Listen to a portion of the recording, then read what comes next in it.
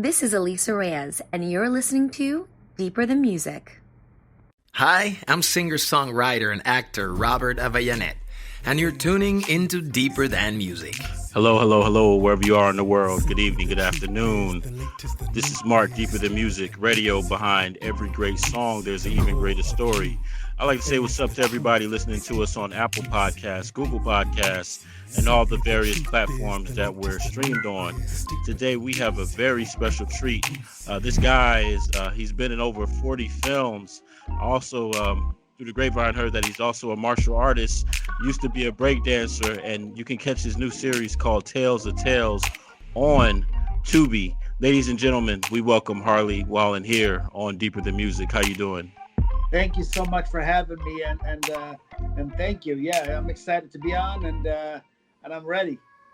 Yeah. So you come by way of Sweden. So I noticed that you did martial arts, and also you started at a young age. So can you kind of rewind, like, how did you start into entertainment? Did you know at a young age that this is what you wanted to do, and how did that evolve?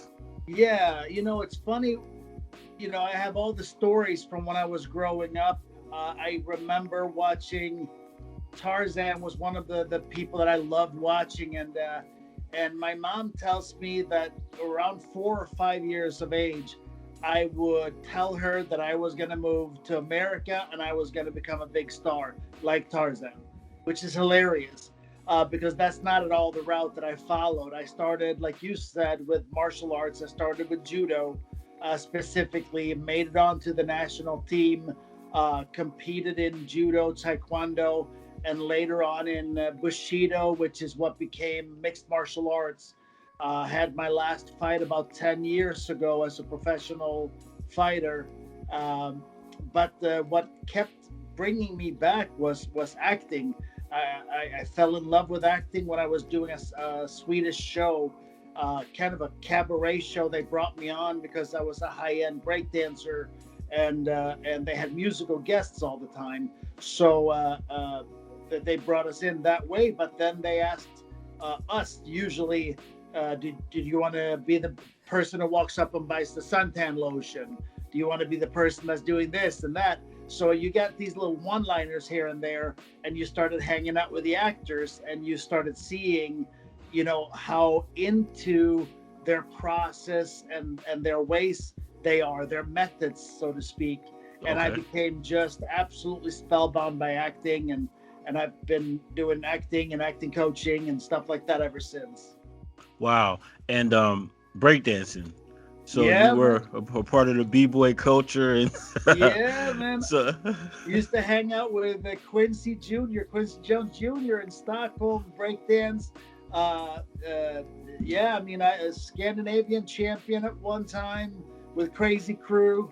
So yeah, man, I loved it. I actually make a tiny little cameo with whatever I can still do in a film called A Bennett Song Holiday. It's kind of fun. Yeah. Wow. And that's right. Yeah, because Quincy Jones did frequent Sweden and things of that nature. So you start off in Sweden, become a local celebrity. When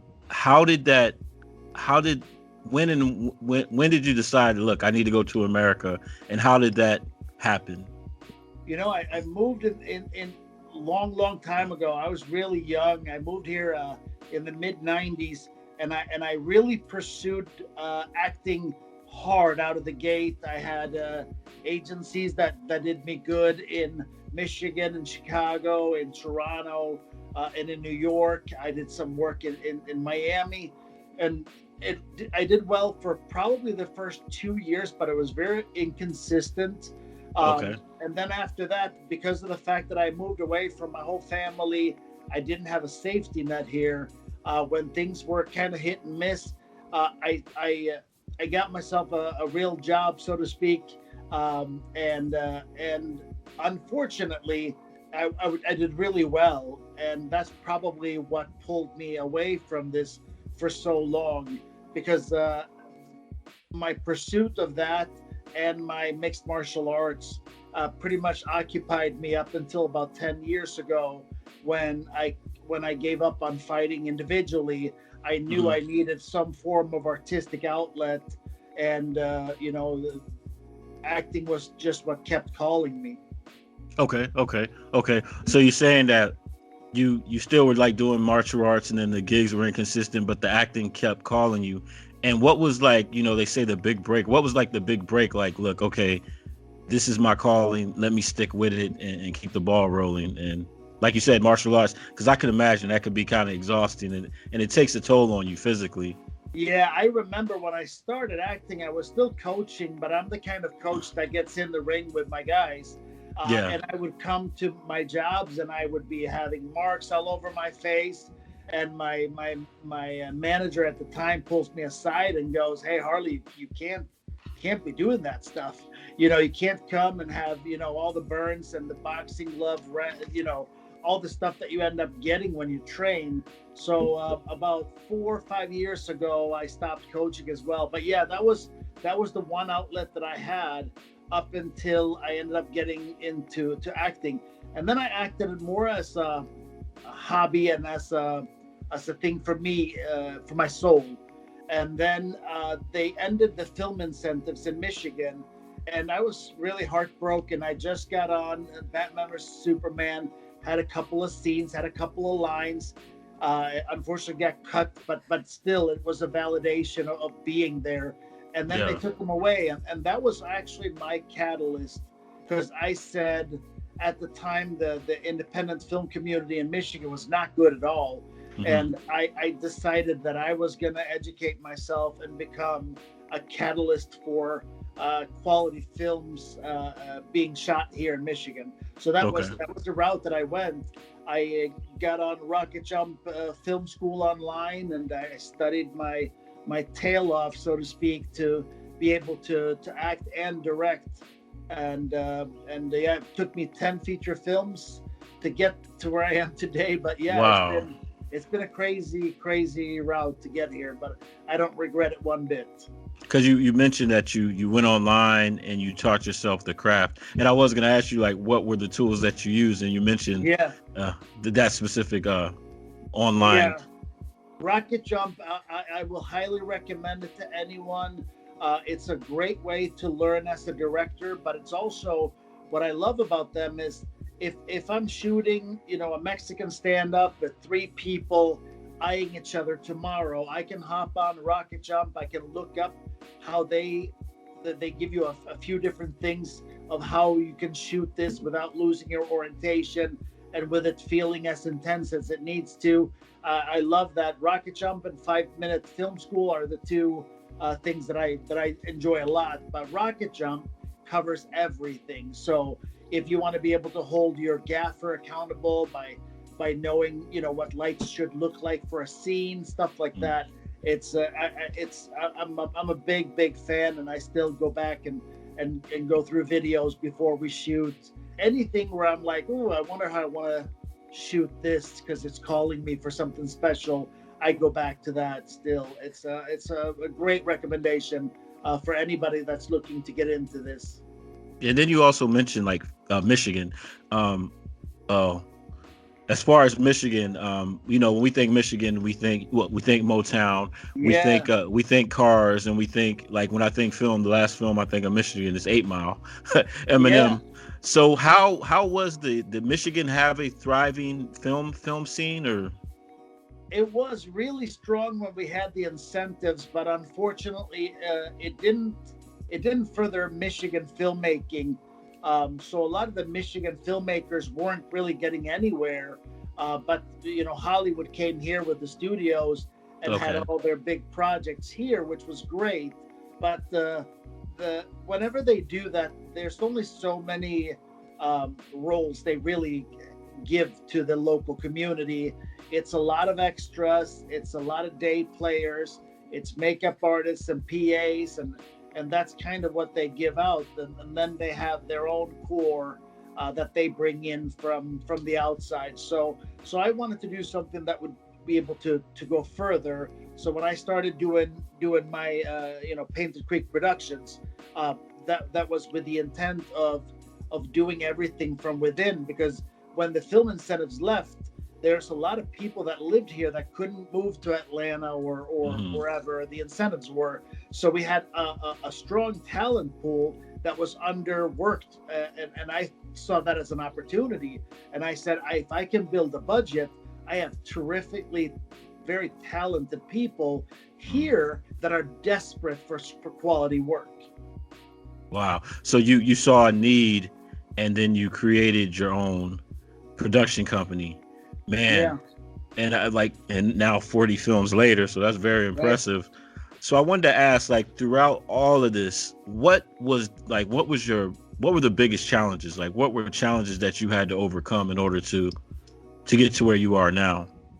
I think the biggest thing is to convince other people that you're serious, because there's so many people, as soon as you get into the entertainment world, there's so many flaky people, and there's so many people that they're producers and they're this and they're that, but they don't do anything. And they lead you on, and they have a casting call, and they don't have money, and there's so much of that out there, that the hardest part was to make sure people knew that I was for real. I was going to see things through, and there was no way I'm going to hang people out looking bad. Yeah. That I cared about the craft and the business, so the investors could feel safe, that I understood enough of the business aspect that I could bring returns, but at the same time also that I knew enough about the art to make something that all of the artists were proud of making. And it was that duality, I think, that really helped me. When I could get that point across to people, they started believing more and more. But that was the hardest part. From coming from an indie actor to suddenly being a filmmaker, it was tricky. Yeah, and was that a easy transition? Because I know with like artists, we'll do a song, and already in our mind we're like, okay, visually this is how I want it to come off. And as far as being an actor and transitioning into directing and producing, was it an easy transition, or because you had so much in the background, it was just seamless? No, it was, I mean, in all honesty, what I love about both acting and directing is that it's something that you will always get better at. You don't, you're never good enough. You're always going to seek to improve. And I love that about it, because I don't like things that you take a weekend course and then you graduate. I don't like that. I don't like take a year, take 4 years, whatever it is. I love things that will demand more and more and more from me as it goes, because that's what I want. I want to create something epic, something that's going to stand the test of times, something that people will watch a decade or two from now and say, wow, that guy was on something. He was ahead of his time, or he had a great vision, or great storyteller, whatever it is. I want to create stuff that matters in the long run. Yeah, and one thing that I'm impressed with is I love people that do for self, and they see a need and like, all right, we're gonna create this need. So that's a beautiful thing. And then 40 films is very impressive. What would you say? Well, no, I'll get to this, because one thing that we all assume, because we don't know, is that movies are just made. But talking to people such as yourself that are in the background, that do produce, that have their own companies, there's scripts that may have taken years, and they have to go through all of these negotiations. And I like how you say you have to convince people that, invest in what I got going on. Usually the assumption was that the producer or the director or the Steven Spielbergs, they do it all, but that isn't the case, right? So you have, I have a script, okay. So it's a whole bunch of convincing, right? Oh yeah. Well, it starts like right now we just wrapped, we just shot our first vampire movie. So that one we just passed, and we just released our TV series. So right now we're in that evaluation mode of what's next. And this is the most incredibly amazing place to be, because this is where all your seeds, you go back and you see what's growing, what's moving, and then you start looking at that, and then it needs water and fertilizer, it needs all these things, sunshine and everything else. And it's the same thing with this what I'm doing right now. we're going to go right back and look at the 3 or 4 projects that are simmering below the surface that we have, and I don't fully decide what's next. I feel like God, the universe, whatever it is that you believe in, has that guiding finger, and if you just still yourself, you'll get a message. You'll find out what's the way. It's always there, one way or another. If you just quiet yourself and listen, there's a great guide out there that takes us all from one step to the next. Sometimes we just got to be able to, quiet down our mind, because our mind is always going, especially if you're creative. It goes 100 miles an hour, and we have to find that place where we say, okay, I'm just going to let it all go, and you show me what's next and why. And then you just got to get on that, and you got to do everything it takes to make it. So I have markers in my life.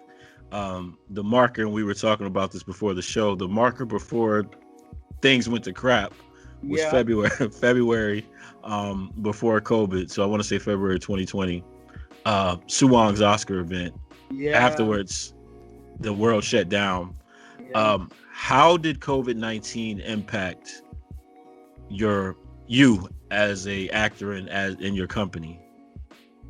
So it was really devastating. We were in the middle of shooting Tale of Tales, and we got shut down. And we were supposed to shoot Tale of Tales in February, March, and then we were supposed to go to the vampire movie that we just completed, and then we were supposed to go back and finish the second half of the season in May and June. So that was the schedule for us. But on March 17th, it all said stop, and then we essentially got shut down. And because we're independent contractors, there was not a whole lot of help for us. So we were kind of like just trying to get by. And then in the summertime when they opened up, we waited probably an extra 6-7 weeks to start up finishing Tale of Tales, just to make sure we had enough safety in place, because we had a cast with quite a few over 40s and 50s people that were in significant scenes across from people. So I wanted to make sure that we could be safe and do that, and we went through and shot the second half and what we had left over 3 months. Took a little bit longer to make it, but we managed to do that without anybody getting sick, and we kept our sets really tight, and we were really, really happy with that. But after that, it was really hard to get investors to buy in, because there was so much uncertainty that we really didn't know how to fund our next project. So we went almost an entire year, and we just now shot Beneath Us All in May, June. But yeah, like I said, so almost a year of nothing, and having to get by on. As an actor, I flew out to Denver and worked with Thunder Knights, Jimmy and them out there. So I had a little bit here and there, but last year was an interesting year. What I love about it is the amount of quality time I got with my kids and my wife. Yeah. We got so much closer than we've ever been, because we were all in the home. We're cooking together, we're living together, we're hanging out together. Yeah. We're pretty fortunate how we live. Our subdivision goes right into a trail. So we have the trail, we have the pond, and some stuff around us that at least could get you through what happened. But yeah, it was an interesting time for sure. Yeah, and it like you said, it's one of those moments where you just kind of like, you don't know what's going to happen, but you have the faith and just let the cards fall where they may. And the blessing is, hey, Tale of Tales is on Tubi, right? Yeah. Speaking of Tale of Tales, everybody check it out on Tubi. I'm like in the first episode, but for people listening that haven't yet checked out Tale of Tales, can you give us a synopsis? Yeah. So this is the most unique way a project has ever came to me. Tevis Markham, one of the co-producers, ended up he wrote a pilot and some other stuff, and he wanted to get the pilot made, and he came and he offered me the role to play the lead as Nick. And I said, it sounds awesome, but I said, if you do a pilot, I said, you hope you understand that whoever you had act in, it's probably not going to get to be a part of it if it gets picked up. And not only that, but it probably never gets seen by anyone except the studios. And then they'll pick it up, they'll probably buy you out, and then it's all gone. So I said, have you ever thought about like just making the whole season? And he goes, yeah, I thought about it, but there's going to be a big cost associated with that. And I said, yeah, but at the same time, you now have a product that you can shop and you can actually release it, and you can almost force them into, picking it up as is, because you have it all already. Yeah. And he thought it was a good idea. He had somebody that was interested in putting money in. I met with them, and they said, I love the idea. Let's do it. So me and Steve Copera and Tevis, we just sat down and restructured the story. I thought it needed a little bit more variety. It was kind of built all around the strip club, where everything took place in and around the strip club. And my character was in 99% of the scenes. And I said, that works out with a studio in Hollywood with a name that's branded. I said, that's difficult in the indie world. I said, let's build it around a few characters and let's kind of follow multiple people. So we sat down, we started writing it, and I don't know how it came so easy, but me and Steve Copera, we wrote out 8 episodes literally in probably combined time 3 months. And then after that, we went immediately into production, and we started filming. So it was amazing. And we realized when we did it that music was going to be a major player because of the simple fact that even with the story it is the way it is now, we have a strip club still as the hub of the story. So we knew we needed to have really, really good music to go with it. And that's one of the things that I love the most about this particular project is the music and the locations are characters in the series. They're legit players. The music to me is as good as anything out there. And I think the story itself is a really good ride. One thing that I'm surprised at, I always saw the comedy in it, but a lot of people didn't really see the comedy part, that dark comedy. And now that it's been out for, 10 days, we're hearing a lot of people dig in the dark humor. So it actually played the way I thought it would. But most of the other people on our team were like, I don't really know if that's going to play. So I think it does, and I think definitely that's what people are saying. Yeah, and I like how you speak on the music, because a long time ago when I started dabbling in the video, one of my friends that does like videos and public affairs stuff, for Army Base Hawaii, he's like, if the audio's good, the videos, the audio enhances it, but if the audio's trash, whatever your visuals are trash. Oh yeah. And then it's like one of the movies that I've been waiting for forever to come out. We still don't have a release date. Is Top Gun, the second, the sequel. But you always remember Top Gun. You always remember the guitar riff in the beginning with the aircraft carrier. So yeah, I understand how a good soundtrack or a good score or a good sound can enhance visuals. So what is the future hold now that because thank God everything's getting open. Majority of the states are now up to 100%, and we're getting back to normal. What else is in the works for yourself and your production company? Well, right now, I think on everyone's mind is definitely season 2 of Tale of Tales. The feedback so far indicates that it's going to be a pretty big success, especially for an independent TV series. So the question is, right now we're exclusive with Tubi, and the question is, do we stay there or do we expand upon that? So I don't really know what's in play yet. I know the two players that were the most interested in the show was Tubi and Netflix at the time. So more than likely, if it starts out, doing well, somebody's gonna step in and grab it because it's too affordable not to.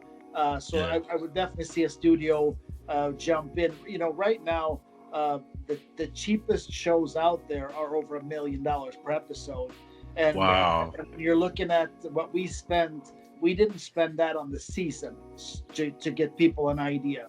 So we are a very affordable way to get a very high-end product, and it's from us having really good connections, pulling a lot of favors, and being able to draw. Our guest stars were phenomenal. Richard Tyson and Mike Emery in the flashback episode in episode 5 seriously took my breath away. And then you have, Blanca Blanco and Jan Birch. I will say this is Jan's best. He's always good, but he stands out in this role. He is, and you've seen episode 1, you've seen him introduced. He is definitely in his own groove, man, and I love him as that character. We have big plans for him on season 2 because we had no idea who was going to be that good. I love him. And then, Jimmy Schiappelli, who I know is a part of Guardians of the Galaxy now.